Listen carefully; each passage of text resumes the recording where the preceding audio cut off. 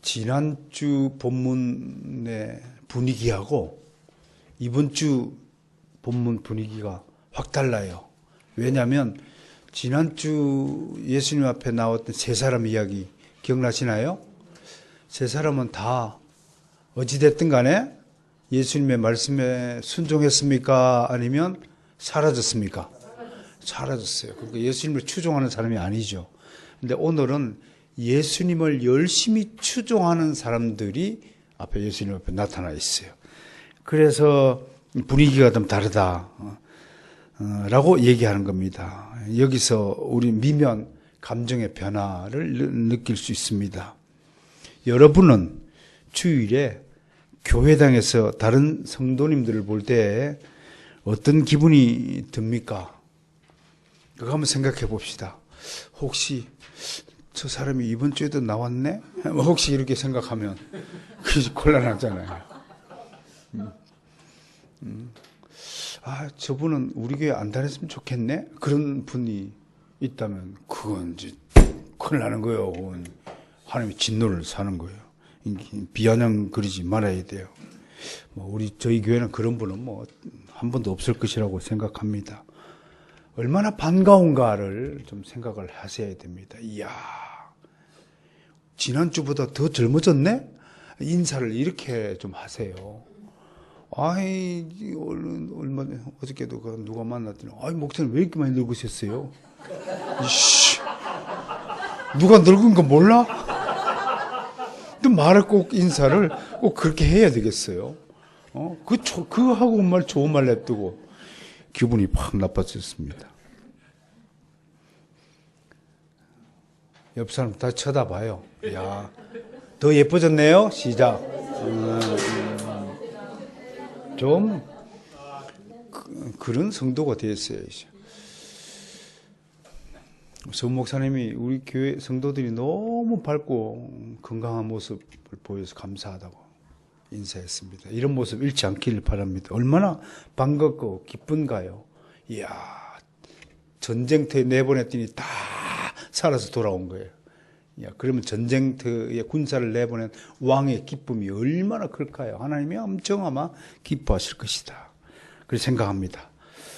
진짜로 몰래 신앙생활을 하는 이슬람 국가에 세워진 교인들의 인사가 아이고야 살았네 인사를 한 거예요. 일주일 동안 깜짝같이 사라지니까요. 그러니까 좀 전우들을 보는 기분이잖아요. 감사합시다. 우리가 알지 못한 것에 많이 감사해야 됩니다. 아무튼 오늘 본문에는 예수님을 정말로 사랑하는 70인 제자들이 등장합니다. 이 70인 제자는 12사도를 제외한 다른 제자들입니다. 어제 저녁 우리 토요 가정 예배도 그렇고 아침에도 그렇고 제자와 사도들의 차이를 제가 좀 설명을 했어요. 제자는 그야말로 원어적으로 마데타스 그러면 배우는 사람입니다. 생도를 말합니다. 그러니까 우리 성도들 모든 그리스도인은 주의 제자입니다. 평생 동안 주의 진리를 배우는 생도여야 한다는 것입니다. 이 생도들 중에 제자들 중에서 예수님이 직접 선발한 제자들의 대표자가 바로 사도라고 하는 것입니다. 그래서 보내심을 받은 자, 아포스토텔레스라고 하는데 보내심을 받은 자, 대사, 사절단, 대표자 이런 뜻을 가지는 거거든요. 그러니까 오늘 예수님의 앞에는 두 그룹이 있죠. 한 그룹은 12사도, 또 한 그룹은 70인 제자가 있다. 그러면 이제 이 12라는 숫자와 70이라는 숫자가 무엇을 나타내는지 이미 여러분들 배운 바가 있어서 다 알 겁니다. 70이라는 것은 전 세계를 뜻합니다. 당시 유대인들은 70종려나무, 또 70인 장로 이런 것들을 통해서 전 세계의 국가가 70개 국가가 되고 있다라는 사실에서 70인 제자인데, 다른 사본에서는 72인이다. 12지파에서 6명씩 선발했기 때문에 72인이 맞다라고 주장하는데 그건 중요치 않습니다. 어쨌든 존 브라운 같은 좋은 성경 주석가는 민수기를 근거로서 모세가 70인 장로를 선택한 것은 전 세계를 아우르는 전체 공동체를 상징하기 위해서 70인 장로, 70인 제자를 아마 표시하는 것 같다라고 해석하는데 뭐 딱히 반박할 주장은 없다고 저는 봅니다. 중요한 것은 이런 논쟁이 본질이 아니라고 하는 것입니다.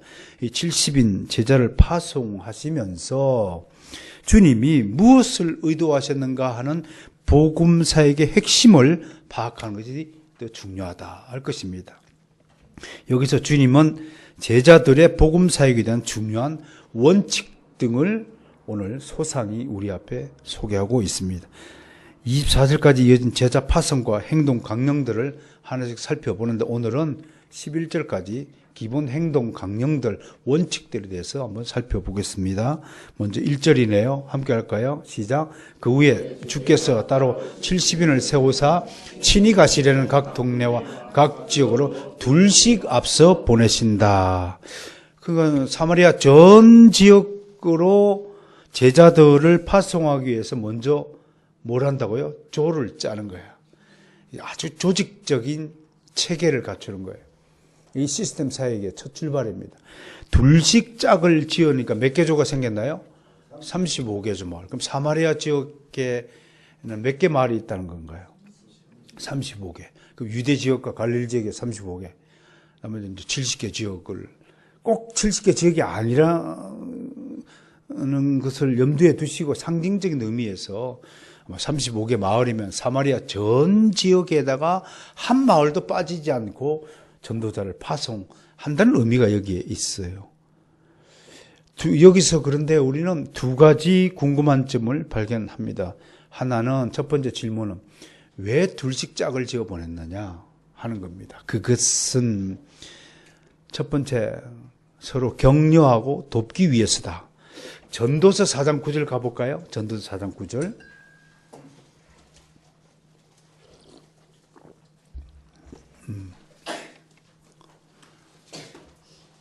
한 사람보다는 두 사람이 낫지요. 전도서 4장 9절 시작. 두 사람이 한 사람보다 나으면 그들이 수고함으로 좋은 상을 얻을 것임이라고 했습니다. 나뭇가지도 두 개를 묶으면 힘이 배가 되잖아요. 그러니까 좋은 친구를 가진 사람이 복된 사람입니다. 좋은 친구는 서로에게 유익을 끼칩니다. 잠언 27장 17절 가볼까요? 좋은 친구를 가진 것이 얼마나 중요하냐. 27장 17절 시작. 철을 날카롭게 하는 것 같이 사람이 그의 친구의 얼굴을 빛나게 하느니라. 좋은 친구는 서로 유익을 주어서 서로 발전하게 한다입니다. 철을 탁탁 부딪히면 어떻게 돼요? 날이 새로워지잖아요. 잘 드는 날이 되잖아요. 좋은 친구는 서로에게 자극을 줘서 서로 발전시키는 거고, 나쁜 친구는 자꾸 지옥으로 멸망으로 끌어당겨서 내려서 멸망케 하는 거예요. 그나마도 우리가 머리가 좋지 않은 존재로 태어났는데 이걸 썩이니까 어떻게 돼요? 녹이 쓰는 거예요. 녹이. 계속 머리를 굴려야 되는데. 그러니 여러분, 그리스도인들이 머리가 좋아질 수밖에 없지요. 어찌됐든 간에 이렇게 성경을 읽잖아요. 하나님의 말씀을 듣잖아요. 그 기름칠이 자꾸 쳐지는 거죠. 머리 윤전기가 돌아가는 소리가 들려요? 윙 돌아가야 됩니다. 낑 소리가 나면 곤란하죠. 머리를 돌립시다. 머리를 굴려서 합니다. 아무튼 좋은 친구가 이렇게 중요하고요. 두 번째 이유는 증거 때문에 그래요. 이 이제 구약 민수기 35장이라든지 신명기 19장 15절 같은데 증인에 관한 규정 여러분 잘 들어서 알고 있으라고 생각합니다. 이스라엘 사회에서는 재판할 때 반드시 한 사람의 증인 가지고는 재판이 성립이 안 되죠. 항상 두 사람 이상의 증인이 있어야 재판을 할 수 있었습니다. 세례 요한도 감옥에서 예수님이 진짜 메시아인지 궁금했나 봐요. 제자를 보냈는데 몇 명 보냈나요? 두 사람 보냈어요. 두 사람 보내서 이렇게 물었어요. 누가복음 7장 19절 볼까요? 누가복음 7장 19절.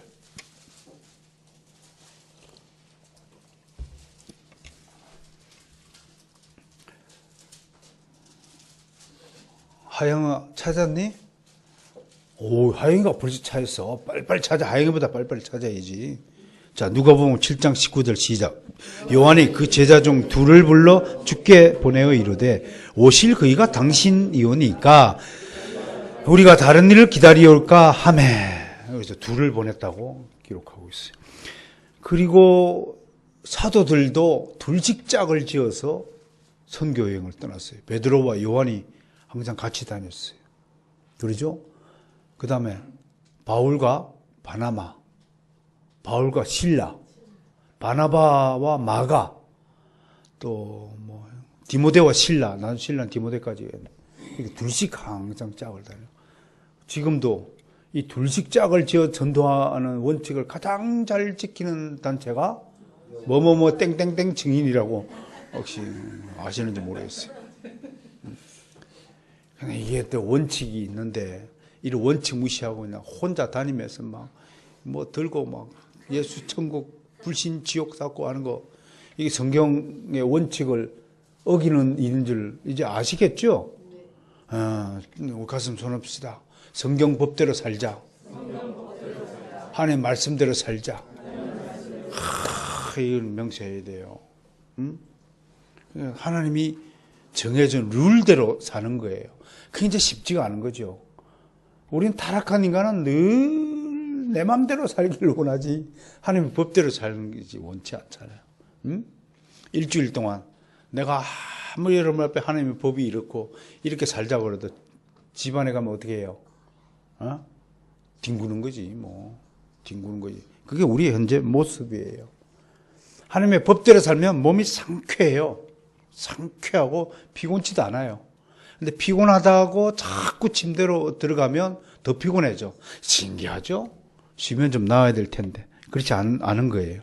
아무튼 두 명씩 짝을 지어서 갔다.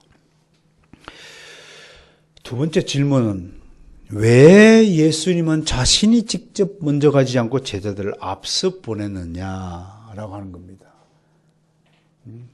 그런 질문이 있을 수 있죠. 이것은 하나의 지혜에 속한 일이다. 뭐냐?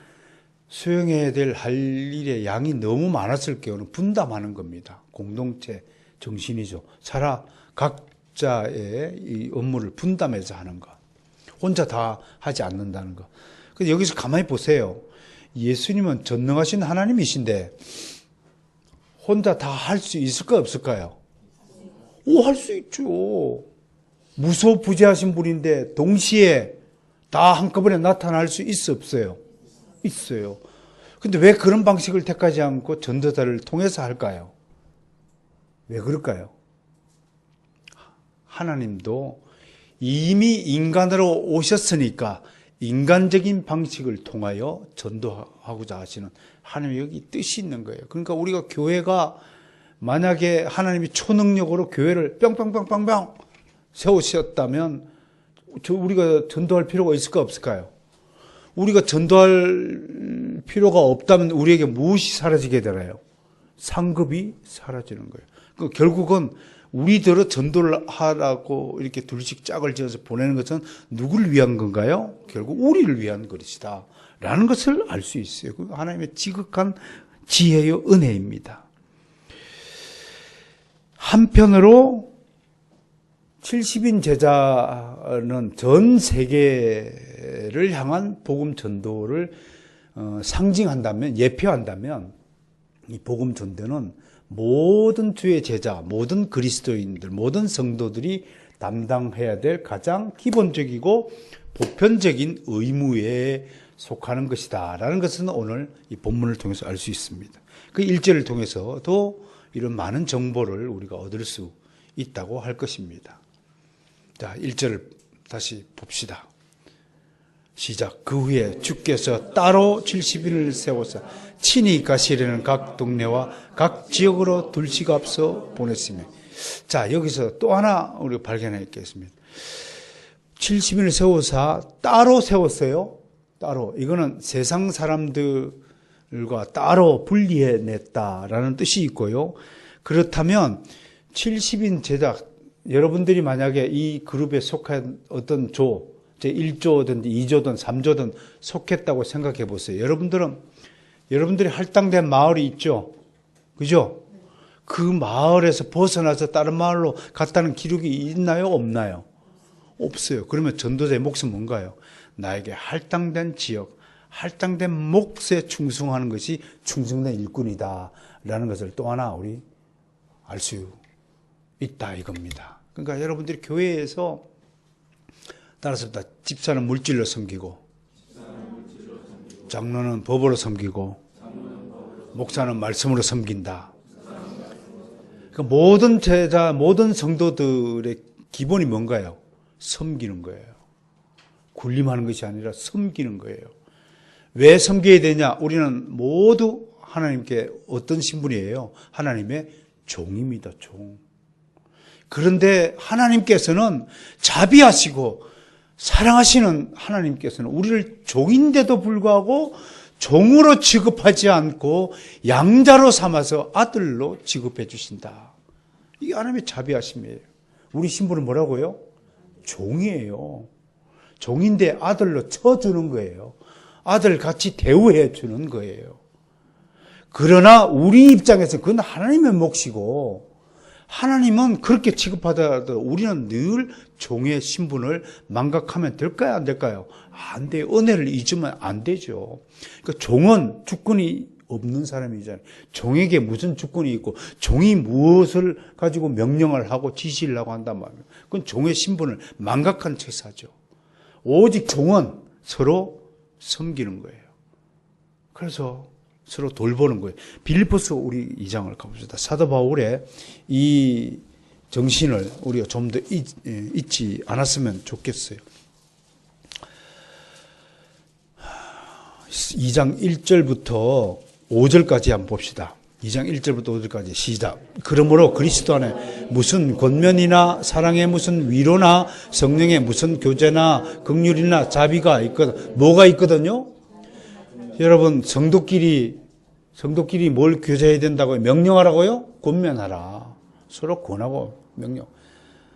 사랑하고 위로하고 긍휼히 여기고 자비를 베풀고, 이게 성도들이 교제를 나누는 원칙이에요. 두 번째, 시작. 마음을 같이하여 같은 사랑을 가지고 뜻을 합하여 한 마음을 풀어 아무 일에든지 다툼이나 허용을 하지 말고 오직 겸손한 마음으로 각각 자기보다 남을 낮게 여기고 각각 자기 일을 돌볼 뿐더러 또한 각각 다른 사람들의 일을 돌보아 나의 기쁨을 충만하게 하라. 너희 안에 이 마음을 품으라. 곧 그리스도 예수의 마음이다. 할렐루야. 여러분 마음에 그리스도의 마음이 품어지기를 소망합니다. 그것은 겸손입니다. 섬김입니다. 사랑이고 자비고 다른 사람을 불쌍히 여기는 겁니다. 이 마음이 문제예요. 잠언서에 보면 마음이 삐뚤어지면 모든 것이 다 삐뚤어져 보이는 법이에요. 결국은 자기 자신의 마음이 삐뚤어졌기 때문에 은행심사가 은혜롭지 못하고 자꾸 까탈스럽게 나타나고 다른 사람을 힘들게 하고, 신기하게도 어떤 공동체에 가도 가시 같은 존재가 있어요. 꼭 말을 해도 목사님 요즘 건강이 좀 좋아졌습니다. 그렇게 말을 해야지 왜 이렇게 많이 늙었어요? 지가 내 늙는데 뭐 보태준 거 있어요?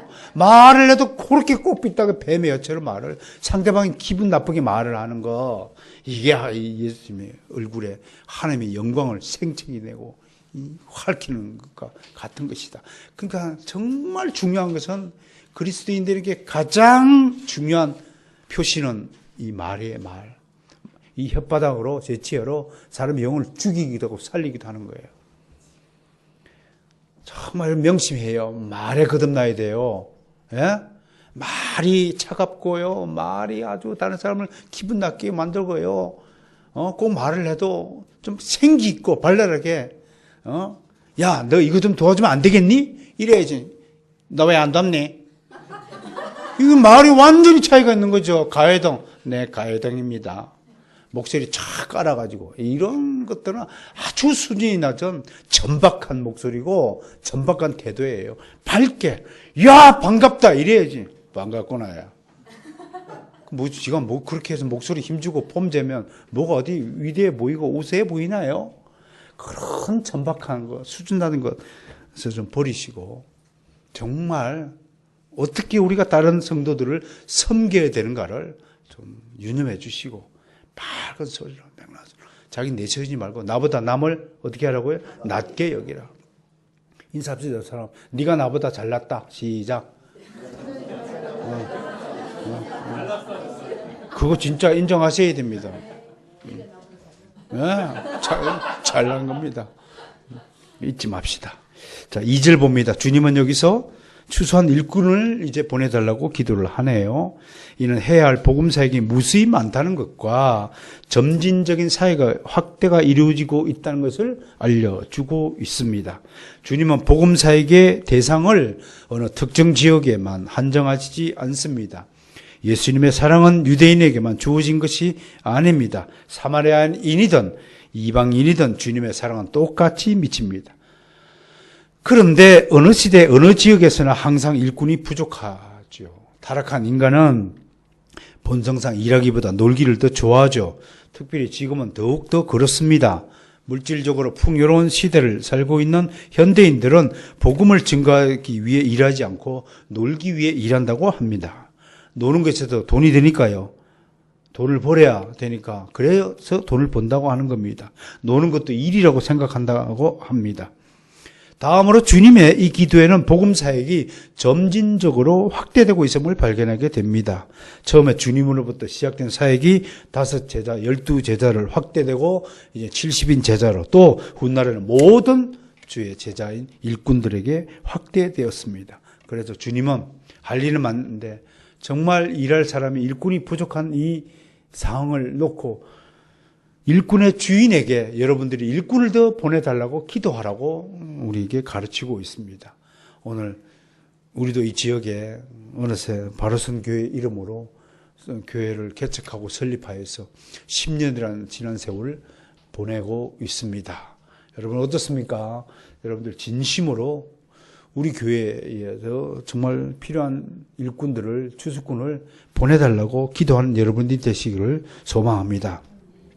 이제 3절 봅니다. 예수님은 70인 제자들이 모두 일꾼이 되어야 한다고 강조하신 다음에 그들에게 뭐라고 명령하냐면요. 3절 읽어볼까요? 시작. 갈지어다 내가 너희를 보냄이 어린 양을 이리 가운데 보낸과 같도다. 갈지어다 명령하고 있어요. 고 하는 거 고. 휘파게테라고 헬라어로 이렇게 했는데 이거는 아주 준엄한 명령어다라고 그렇게 해석을 합니다. 이러한 어법은 성취하시기 직전에 제자들에게 당부하신 말씀에서도 나타납니다. 마태복음 29장 몇 절인가요? 19절, 28장 19절 이렇게 명령합니다. 마태복음 28장 19절 제가 읽어드릴까요? 그러므로 너희는 가라 라고 제일 얘기합니다. 모든 민족을 제자로 삼아 아버지와 아들과 성령의 이름으로 세례를 베풀라라고 명령하셨습니다. 그러므로 우리는 가야 합니다. 그곳이 어느 곳이든 주님이 가라시면 가야 합니다. 이게 순종이죠. 순종은 이유를 따져 묻지 않습니다. 이유를 묻는 것은 완전한 믿음이 없기 때문이다. 그렇게 말할 수 있습니다. 의심이 있기 때문에 이유 묻는 거예요. 왜 가야 해요? 이렇게 묻는 거예요. 근데 성경에 가라 그랬을 때 왜요? 라고 물은 사람이 성경에 기록된 적이 있나요? 아브라함은 너는 떠나라. 고향 본토 친척 아비 집을 떠나라. 그 얘기는 네 집 떠나라 이 얘기잖아요. 그런데 왜 내가 떠나요? 그렇게 했으면 아브라함은 성경에 기록이 안 됐을 거예요. 아브라함은 갈 바를 알지 못하고 갔다.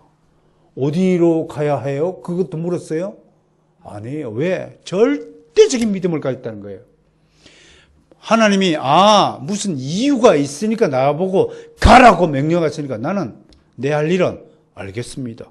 Yes, I do. 그것밖에 없는 거예요. 그러니까 믿음의 영웅이에요. 우리는 그럴 수 있을까요? 제가 뭐 시키면 여러분들 그거는 목사님 생각이고요. 그게 이제 머릿속에 박혀 있죠. 우리 성도, 우리 교회에서 생활하려면 몇 가지 일을 수행해야 되잖아요. 그래서 내가 그거 수행하지 않은 사람은 절반의 신자라고, 교인이라고 말하고 있죠. 모든 예배에 참석해야 되고요. 성경 필사해야 되고, 토요 가정 예배 드려야 되고, 또 뭐 있나요? 일어나기, 기도하기. 일어나자마자 기도하기. 이런 것들을 가볍게 생각하니까 이게 실제로 행동으로 이어지지 않잖아요. 이런 작은 실천들이 모여서, 작은 개울이 모여서 큰 강을 이루고 바다를 이루듯이 이런 작은 실천들이 모여서 큰 믿음의 바다를 이룬 것 아니겠습니까? 아무튼 은혜로 받고 은혜로 실천하시는 여러분들이 되기를 바랍니다. 자, 가라고 명령한 다음에 주님은 갑자기 또 무서운 말씀을 했어요. 가라! 그러면 거기 보석이 지천으로 늘려질 것이다. 그렇게 얘기를 해야 되잖아요. 가라! 그러면 기똥찬 일들이 앞으로 기다릴 것이다. 세상은 늘 그렇게 말해요. 이야, 어떤 고고장에 가니까 막, 이야! 막 여자애들 막 천지요. 그게 세상의 말이죠. 가라! 고고장 가! 그런데 주님은 가라! 그래 놓고 어떻게 말을 하냐면, 야, 그게 굉장히 위험한 곳이요. 그렇게 얘기하고 있어요. 이게 앞뒤가 안 맞잖아요. 우리 보고 죽으라는 거지, 가서. 늑대와 이리가 득실거리는, 뱀이 득실거리는 것. 그러면서 뭐라고 해요? 뭐라고 그래요? 이리 가운데 어린 양을 보낸 것. 당신의 마음이 우리를 어디로 보내니까 어떤 마음이라고요? 우리를 이리한테 잡아먹으러 보낸다 이거예요. 이런 주님이 어디 있어요? 그럼 잘못 오해하면 무엇이요? 우리 보고 이리한테 가서 잡아먹기라고 우리를 가라고 하는 거예요? 이리떼들 사이에서 양들의 목숨이 안전할 리가 없죠. 그런데 여기서 주님이 강조하신 뭐예요? 이리가 득실거리는 곳에 너희들이 갈지라도 너희들의 목숨을 지키시는 이가 하나님이시다 라는 것을 말하는 거예요. 나에게 그런 권능이 있다 없다? 있다. 난 여러분들에게 정말 자신 있게 선포합니다. 바로선 개혁교회 성도로서 맡은 바 임무, 기본적인 아주 기초적인 의무를 실천하는 자에게 하나님이 어떻게 복을 안 주시겠습니까? 생각해 보세요. 무엇이 순종입니까? 작은 것부터 실천하는 것이 순종입니다. 순종하는 자를 버리시는 하나님이시라면 그건 존재하지 않는 하나님이십니다. 그런 하나님은 절대로 있을 수 없습니다. 이 말씀 안에는 주님이 목자가 되시어 양들을 지키신다는 것이 함축되어 있습니다. 주님은 자신을 일러 양들을 위해 자기 목숨을 버리는 선한 목자라고 소개했습니다. 요한복음 10장 11절 12절 찾아 함께 읽겠습니다. 요한복음 10장 11절 12절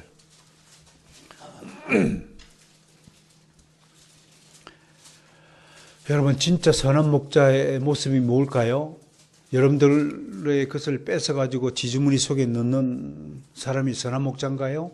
아니에요. 목자는 양들을 지키기 위해서 목숨을 걸고 지키며 심지어 양들을 위해서 목숨을 잃을 수도 있어야 한다고 가르치고 있습니다. 우리 주기철 목사님 무엇 때문에 순교했나요? 양들을 지키기 위해서 순교하신 분이십니다. 오늘날 그런 목자들이 눈에 안 보이는 것은 참으로 안타까운 일 중에 하나라고 여겨집니다. 한번 더 읽어볼까요? 시작. 나는 선한 목자라. 선한 목자는 양들을 위하여 목숨을 버리거니와 삭고는 목자가 아니요 양도 제 양이 아니라 이리가 오는 것을 보면 양을 버리고 달아나나니 이리가 양을 물고 가고 또 해치느니라. 주님은 이리 가운데 우리를 보낸다 할지라도 주님의 권능으로 우리를 지켜주신다는 것입니다. 너희가 불신자 앞에 가서 무슨 말을 할까 생각하지 마라. 너희 입에다 무슨 말을 할지 성령께서 그 말을 내 입에 두리라 라고 약속하셨어요. 두려워하지 마시고 어떤 사람을 만나도 두려워하지 말고 염려하지 말고 주님을 증거하세요. 예수님 사랑이시라는 사실을 증거하시는 여러분이 되시기를 주의 이름으로 축원합니다. 이제 4절부터 11절까지 전도자의 기본 자세 혹은 행동 강령이라고 할까요?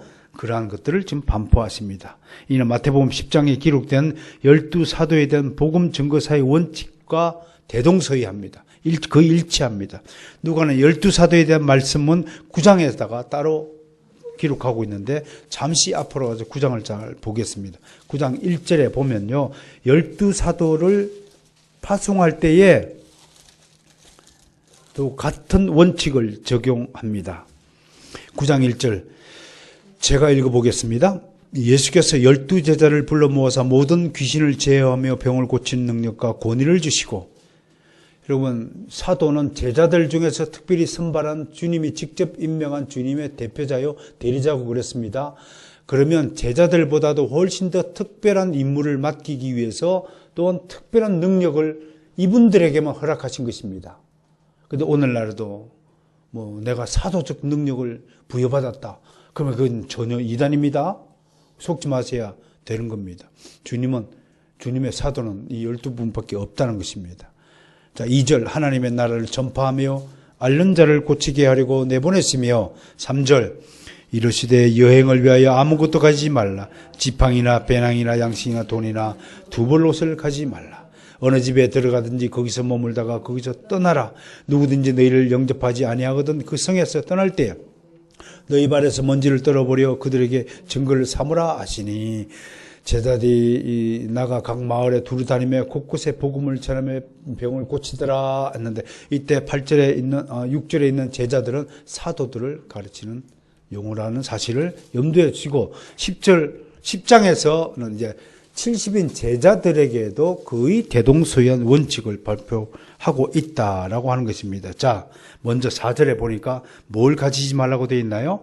전대나 배낭이나 신발을 가지지 말라.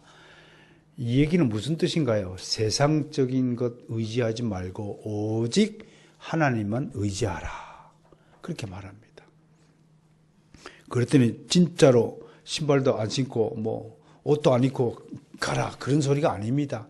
이게 자꾸 문자적으로 해석하는 사람들이 이런 짓을 하는 겁니다.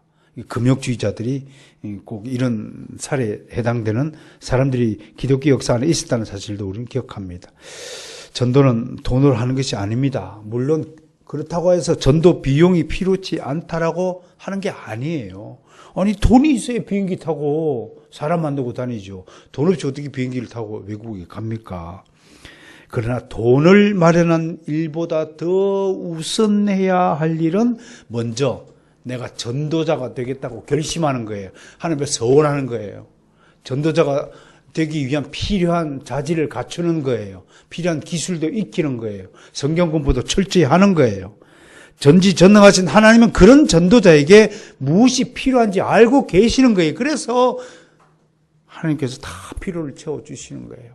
아무튼 돕는 자의 손길을 통해서 비행기 값도 마련케 하시고, 현장에 딱 가보면요, 하나님이 다 나의 사역을 위해서 준비해 두셨다는 것을 알 수 있다니까요.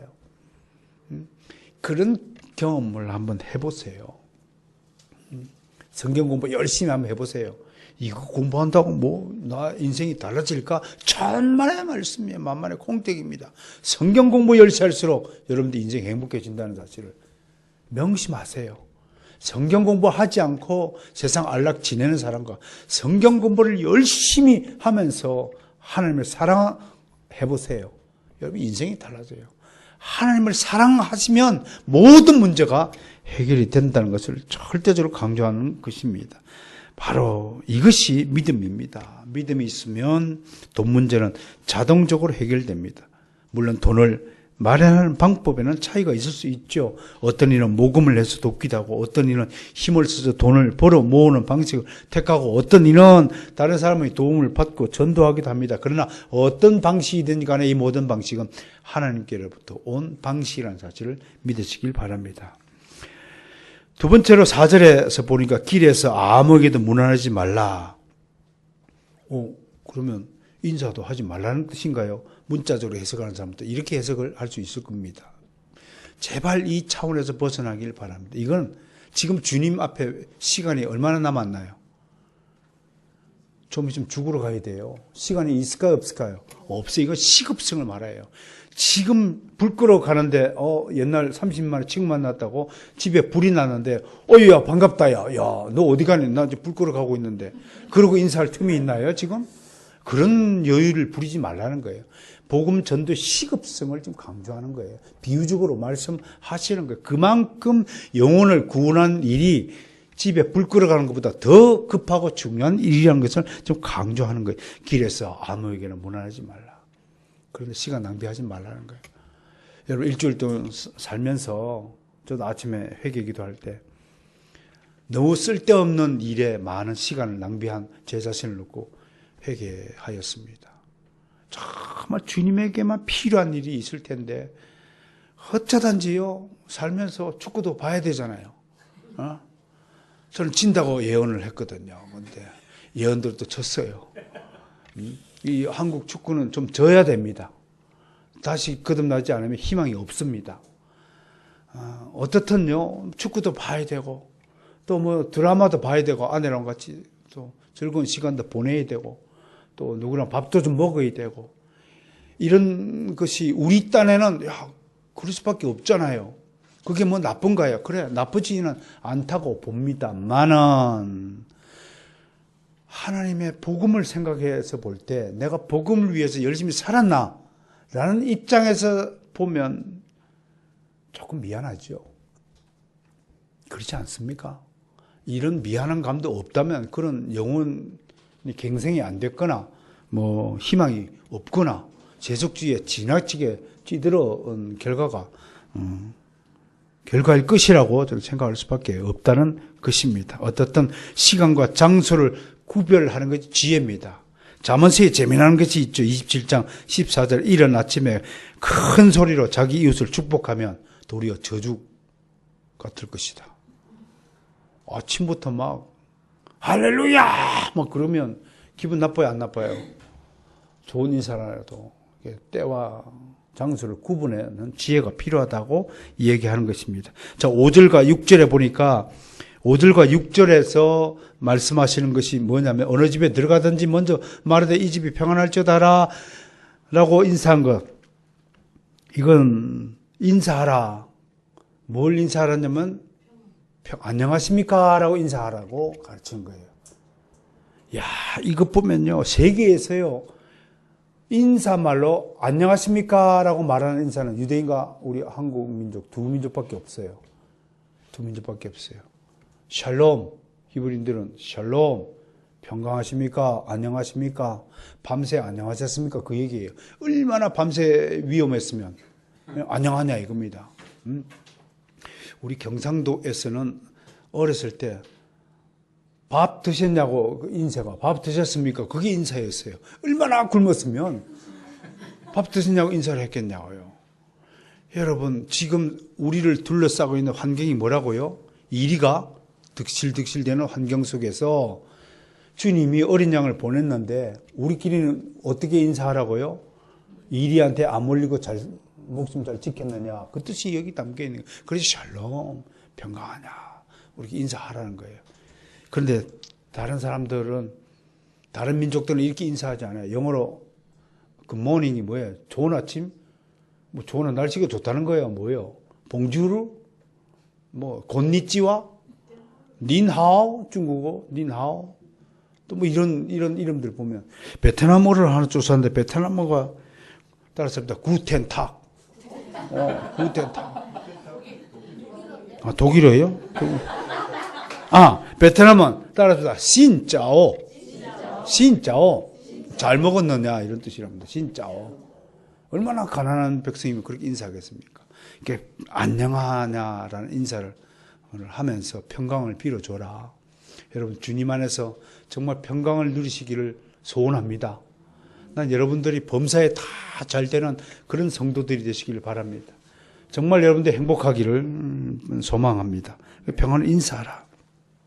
이스라엘 제사장은 항상 그래서 이 평안을 축복했어요. 저도 여러분에게 이 축복을 전합니다. 몇 장에 있냐면요. 민수기 6장 24절 26절 제가 대신 읽어드립니다. 여호와는 내게 복을 주시고 너를 지키시기를 원하며 여호와는 그의 얼굴을 너에게 비추사 은혜 베푸시기 원하며 여호와는 그 얼굴을 내게로 향하여 두사 평강 주시길 원하노라. 핵심 단어가 뭔가요? 은혜와 평강이에요. 항상 옆 사람 성도들에게 은혜와 평강을 위하여 기도하시는 여러분 되시기를 소망합니다. 자, 7절, 8절 보면 네 번째 원칙이 있어요. 한마디로 얘기하면 주는 것을 먹고 마시라 라는 원칙입니다. 이 무슨 뜻이냐? 일단은 환영하는 집에 일단 들어가는 거예요. 환영하는 집이라는 조건이 있어요. 환영하지 않는 집은 안 들어가는 거예요. 여러분, 요새 무슨 프로그램이 하나 있습니다. 한 끼 줍쇼. 환영하면 들어가고, 환영하면 안 들어가요. 성경에서 배웠는지 모르겠지만, 아무튼 환영하는 집에 들어가면 그 집이 제공하는 것을 먹으라는 겁니다. 그러니까 여기에는 이제 묘한 뉘앙스가 있습니다. 알아보면요. 우선 첫 번째, 대접받는 것을 대해서 너무 마음에 부담감 갖지 말라. 그런 뜻이 있다는 거예요.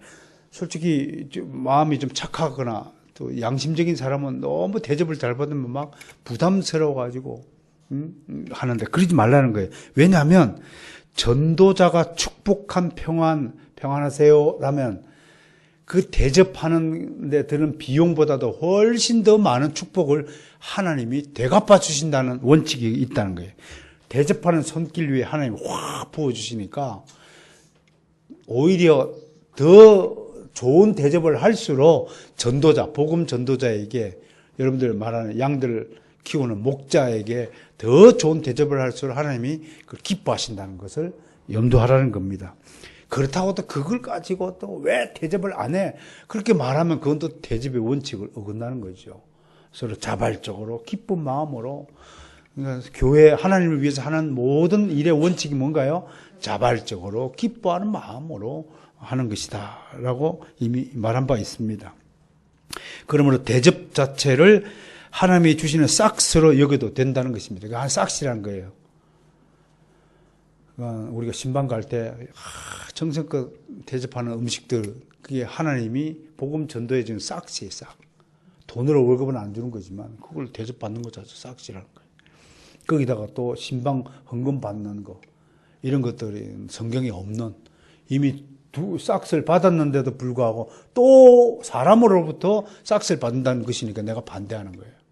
아무튼 나 이어서 신방 가가지고 따로 목사가 뭘 받는 개인적으로 받는 거 이런 것들 절대로 없어야 됩니다. 여러분들 그런 거 하지 마세요. 아멘? 하면 안 됩니다.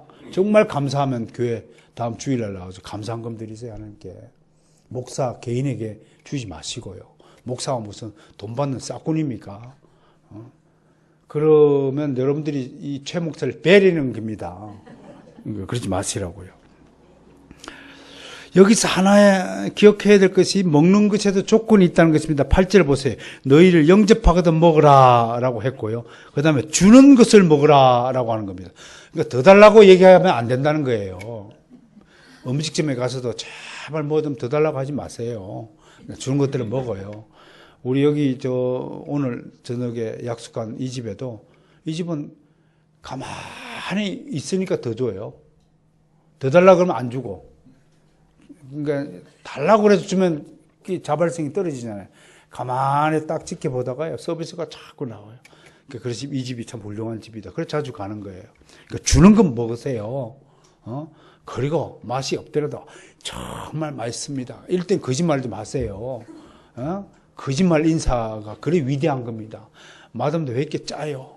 그러면 이제 기분 완전히 베리는 거잖아요. 그러니까 이런 것들도 좀 훈련을 받아서 특히 또 복음 전도자는 어릴 때부터 훈련 받아야 될 것이 있어요. 그게 뭐냐면 입맛이에요. 그래서 어릴 때부터 이 주는 것을 먹으려면 어떤 음식도 다 먹을 수 있는 훈련을 어릴 때 받아야 이게 복음 전도자. 입이 짧다라는 말이 있잖아요. 그래서 어릴 때부터 철저하게 훈련 받아야 되고 전도자는 입맛의 전천후가 되어야 하는 것입니다. 외국에 가서 중국도 마찬가지고 그 이상한 그 음식을 대접하잖아요. 자기들은 맛있었지만 아무튼 머리통에 관련된 음식은 참 먹기 힘들죠. 혓바닥을 한번 대접을 받았어요. 그래도 어떻게 합니까? 기도 탁 하고 하나님께 쏘고 맛있게 먹겠습니다. 맛있게 먹는 거예요. 그럴 때 그러면 또 눈치를 채고 맛이 없어도 우리 목사님이 맛있게 드시는 은혜가 있구나. 그래야 되는데 진짜 맛인 줄 알고 막 다음에 또 갖다 주거든. 그러니까 그럼에도 불구하고 전도자는요, 어떤 음식도 마다하지 않는 훈련을 어릴 때부터 받아야 됩니다. 그 다음에 9절에 봅시다. 5번째 원칙. 병자들을 돌보라 라고 말씀하십니다. 무엇보다 아픈 자를 위해 기도하고 돌보는 일은 정말 중요한 일입니다. 특히 질병으로 고통 중에 있는 병자들은 심신이 연약한 상태에 있잖아요. 그러니까 아프신 분들을 먼저 찾아뵙고, 무엇보다도 오늘날 현대인들이 무슨 병을 더 앓고 있나요? 마음병. 마음이 다 병든 자입니다. 오늘 현대인들은요. 지독한 경쟁 사회에 살다 보니 살아남기 위한 생존 경쟁을 벌이고 살아야 한다. 제 인생도 딱히 자랑할 만한 인생은 아닌데도 저는 하루에 2끼만 먹어도 소원이 없었던 시절이 있었어요. 제 어린 시절에. 그리고 따뜻한 이불을 덮고 잔다는 것 자체가 감사한 일이었어요. 그런 삶에서 태어나다 보니까 지금 누리고 있는 것은요, 이건 어마어마한 것입니다. 사실은 어마어마한 것이에요. 지하에 살 때는 어떻게 하면 지상에 가서 살까. 사람들이 지상에서 사는 사람들이 정말 부럽더라니까요. 저런 인생도 있구나야. 그래서 내가 우리 집 하나님이 주셨을 때 말을 와서 내가 한 달 동안, 석 달, 열흘 동안 춤췄어요. 여러분 제 엉덩이 춤을 못 봐서 웃지 않겠습니다만은 정말 그렇거든요. 여러분, 오늘날 현대인들이 앓는 주요한 질병의 원인이 어디냐면 그 불만병입니다. 감사가 딱 떨어지면요, 불만하는 겁니다. 나는 여러분들이 입에서요, 불평이 먼저 나오면 그 신앙인으로 간주하지 않을 것입니다. 내 자식이 불평하고 그러면 나는 여치 없어. 그거는 추방이에요, 추방. 나하고 같이 살 자격이 없는 사람입니다. 불평하는 사람은 하나님의 감사를 잊어버리고 하나님의 은혜에 대적하는 자죠. 그런 말 하면 안 되죠. 마음의 병을 왜 사느냐? 이렇게 이제 감사가 사라지니까 불평, 불만이 사라지고 마음이 독해지니까 매일같이 까탈스러운 형태로 변하는 것입니다. 그건 말이 거칠어지는 거예요. 잠언서에도 이렇게 있어요. 12장 18절. 칼로 찌름같이 함부로 말하는 자는 패망하리라. 아까도 말씀드렸죠. 우리 그리스도인들의 말투가 얼마나 중요한가를 성경은 곳곳에서 경고합니다. 이 말투로 사람의 영혼을 죽이는 겁니다. 자기 입에서 뱉어낸 그 말투는 하나님이 하나도 잊어버리지 않고 다 기억하고 기록한 대로 네가 행한 대로 보응하리라고 선포한 바가 있거든요. 그래서 행동도, 마음이 질병이 많은 행동도 폭력적이고 인상도 또 험악하다는 거예요. 인상도 밝게 합시다. 마음에 불평불만하는 사람들이 웃는 거 봤습니까? 예? 늘 감사하는 사람은 항상 쳐다보다 웃잖아요. 아무튼 그런 여러분들이 되시길 바랍니다. 그 다음에 6번째로 9절에 보니까 오직 해야 될 일은 어떤 일이냐 하면 하나님의 나라를 알려라 라고 가르치고 있네요. 예수님이 눈앞에 있다는 것은 하나님의 나라가 이미 도래했다는 것을 상징합니다. 누가는 여기서 다른 사람은 다 하늘나라라고 했는데 장소적 개념으로 했는데 누가는 바실레아 투데오 하나님의 나라라는 한 차원 더 높은 수준의 나라를 우리에게 오늘 소개하고 있다고 하는 것입니다. 이 나라는 하늘에만 있는 것이 아니라 믿는 자의 마음 안에 이미 건설되었다고 선포하는 것입니다. 장소가 아니라 믿음 안에 주어진 나라는 것입니다. 그래서 우리가 천주교처럼 하느님이라고 말하지 않고 하나님이라고 부르는 이유가 여기에 있습니다. 하나님 하늘에만 있는 분이 아니기 때문에 그렇습니다. 유일하신 한 분이신 하나님이 믿음 안에 우리 안에 이미 오신 그 하나님을 믿고 고백하는 것이 우리 종교개혁의 후손들의 믿음이라는 사실을 다시 한번 강조드립니다. 어떻든 장소가 아니라 믿음이고요. 전도자는 바로 이 하나님의 나라를 알리는 주님의 사자들이라는 것입니다. 무엇을 전해야 합니까? 이 세상 나라가 아니라 하나님의 나라를 전하라라고 오늘 가르치고 있습니다. 세상 속에 사는 사람들은 땅을 바라보지만 하나님 나라에 속한 사람들은 언제나 하나님을 바라보고 하늘을 바라보고 삽니다. 골로새서 3장 2절에서 사도 바울은 우리에게 이렇게 권면합니다. 위의 것을 생각하고 땅의 것을 생각하지 말라라고 가르치고 있습니다. 이제 마지막으로 7번째 행동 강령이 10절과 11절에 기록되어 있습니다. 한마디로 얘기하면 영접하지 않거든 나오라. 싸우지 말라 이겁니다. 간혹 전도하다고 막 싸움하는 사람 봤어요. 그게 아니고 막 그러고 하는데 그 무지한 자에게 그게 아니오가 통하겠습니까? 그러니까 설명을 하다 못 알아들으면 안녕히 계세요 하고 나오란 말이에요. 시간 낭비하지 말고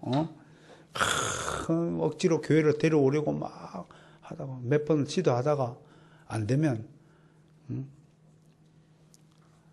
하나님의 심판이 너무나 두려운 것입니다. 심판받지 마세요. 뭐 그렇게 말로 정리하고 나오셔야 됩니다. 기본적으로 우리는 세상 사람들에게 환영받는 인물일까요? 환영받지 못하는 인물일까요? 우리는 기본적으로 환영받지 못하는 인물들입니다. 특히 요즘 뭐 아파트 방문하는 사람들 아예 아파트 초입부터 차단당하는 시대에 우리가 환경에 살고 있잖아요. 그거 어떻게 전도해야 됩니까? 그러니까 우리 전도의 환경이 갈수록 열악해지는 거죠. 이제는 사람이 사람을 만나는 것이 점점 더 희소해지는 시대를 가고 있습니다. 이제 사람한테 말을 걸잖아요. 그러면 다들 이상한 사람으로 취급합니다. 안녕하세요. 그럼 당신이 나를 언제 받았다고 인사하느냐.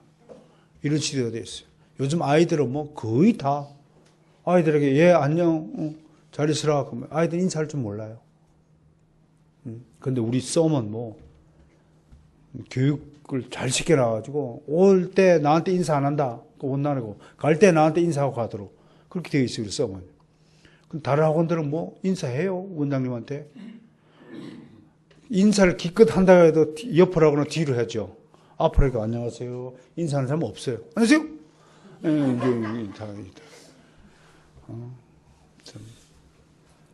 제가 대통령이 되면 회초리 교육법을 다시 부활시킬 겁니다. 한 표 찍어주세요. 그런데 그 복음 전도자를 거절하는 것은 실질적으로 가장 좋은 선물을 거절하는 것과 같다라고 할 것입니다. 그래서 실제로 복음을 거절하는 사람은 자신들 위에 저주를 쌓는 것과 같다라는 것입니다. 조나단 에드워즈는 하나님의 진노의 숯불을 네 머리 위에 쌓는 것과 같다라고 비유한 바가 있습니다. 그러므로 주님은 그런 자들에 대해서 어떻게 대해야 되느냐. 비유적으로 이렇게 설명해서 신발에 묻은 먼지를 털어버리라. 아주 비유적인 표현이에요. 이걸 가지고 또 문자적으로 하면 신발 닦는다고 또 하지 마시고 그런 뜻이 아니고 여러분들 기억 속에서 지워버려라 하는 것입니다. 여러분 신발은 세상을 상징해요. 모세가 하나님께 불려갔을 때 불 붙는 떨기나무에 나타나서 하나님 앞에 내 발에서 신을 벗어라. 신은 세상을 얘기해요. 그러니까 세상적인 것들을 털어내버려라 하는 것은 우리에게는 세상적인 게 필요 있나요 없나요? 없잖아요. 그러니까 빨리 네 기억 속에서 지워버려라. 잊어버려라. 그런 뜻으로 우리가 권면하고 있습니다. 우리에게 많은 반대자가 있죠. 많은 괴롭힘을 주는 사람들이 있어요. 대적자가 있어요. 그 사람들을 기억하고 생각하기 때문에 그것 때문에 마음이 아파해갖고 잠을 못 자는 사람이라면 그는 아직도 복음 전도자로서의 자질을 갖추지 못한 사람입니다. 우리가 기억해야 될 것은 우리에게 은혜를 베푸신 은혜만 기억하시기를 바랍니다. 나에게 잘 대해주신 분들에 대한 좋은 기억만 가지고 사시길 바랍니다. 나쁜 기억을 생기면 원한이 생기고 복수심이 생기게 되어 있거든요. 오늘 주님께서 네 발에 묻은 먼지를 털어버려라 하는 가르침은 어떤 것이냐면 좋은 것을 기억하라. 하나님의 자비하심, 하나님의 긍휼하심, 하나님의 은혜로우심, 하나님의 지극히 풍성한 내리시는 그 복을 생각하면서 우리를 대적하고 우리를 거부하는 자들 불쌍히 여기라고 하는 것입니다. 그것이 발에 묻은 먼지를 떨어버리라고 하는 가르침이라는 사실을 유념하시기를 바랍니다. 자, 오늘 이야기를 정리합니다. 전도는 모든 주의 제자들에게 주어진 특별한 의무입니다. 믿으면 들으면서 난다. 로마서 몇 장? 10장 17절. 기본적이죠. 이 정도는. 전도자는 입으로 복음을 들려줘야 합니다. 그래서 바울은 듣지도 못한 일을 어찌 믿으리요? 전파하는 자가 없이 어찌 들으리요? 했으니까 예수 믿으세요 라는 소리는 죽을 때까지 우리가 입으로 떠들어야 하는 소리라는 사실은 분명합니다. 자나 깨나 복음을 전파해야 한다. 이것이 오늘 주는 가르침입니다. 그럼에도 우리 앞에는 택감받지 못한 사람들은 복음을 아예 듣지 않습니다. 아예 관심을 두지 않습니다. 교회 가는 것을 아주 이상하게 생각합니다. 하나님께 택감받지 못한 사람이라는 것입니다. 하나님께 택감받은 사람은요, 복음을 전하면 그렇게 격하게 거부하는 법이 없습니다. 알았어요. 지금 시간이 없어요. 다음에 한번 생각해 볼게요. 이 정도는 가능할지라도 하나님을 저주하고 못 가게 하고 자기 자식을 교회 못 다니게 하고 이런 경우가 없다고 하는 겁니다. 그건 명백히 하나님의 은혜를 거부하는 겁니다. 여러분, 안타깝지만 내 몸을 통해서 나타난 자녀가 다 하나님의 자녀가 아니라는 사실을 유념하고 살아야 합니다. 노아가 홍수 뒤에도 셈과 함과 야벳 그 세 사람이면 다른 사람은 다 저주를 받아서 죽었음에도 불구하고 그 8명의 가족들만 살아남았잖아요. 그런데 그 속에서도 태어난 자녀들이 전부가 하나님의 자녀가 아니라는 사실이에요. 여러분들이 육신의 그 인연 때문에 거기에 애착을 가지고 집착하고 그 육신의 자녀를 사랑하는 그 심정은 이해하지만 그 심정이 전부가 다가 아니라는 것입니다. 그러니까 좀 더 이런 것들을 염두에 두시고요.